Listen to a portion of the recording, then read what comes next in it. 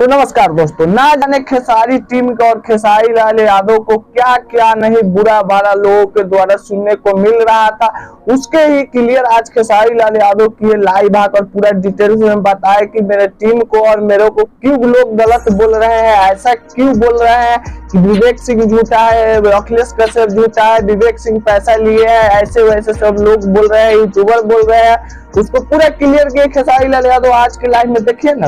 एक चीज मैं 2 दिन से देख रहा हूँ कि मेरे टीम को बोला जा रहा है कि इसने पैसा ले लिया, उसने पैसा ले लिया, खेसारी को फंसा दिया। एक बात बताऊँ आप सबसे, जिस तरह आप सब प्यार खेसारी लाल यादव ये भी बोले कि ये दोनों मेरे बच्चे हैं, अखिलेश कश्यप और विवेक सिंह, जो ये मेरा बहुत ही अच्छा से ख्याल रखते हैं। जब तक मैं नहीं सोता हूँ, जब तक वो नहीं सोते हैं, बहुत ही अच्छा से रहन सहन साथ में रहते हैं और बहुत ही ज्यादा अच्छे है अखिलेश कश्यप एंड विवेक सिंह।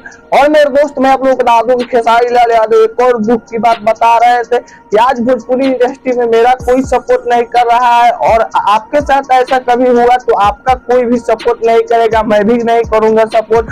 और पूरे सिंगरों से खेसारी लाल यादव मदद मांगे कि मेरा सपोर्ट कीजिए आप लोग।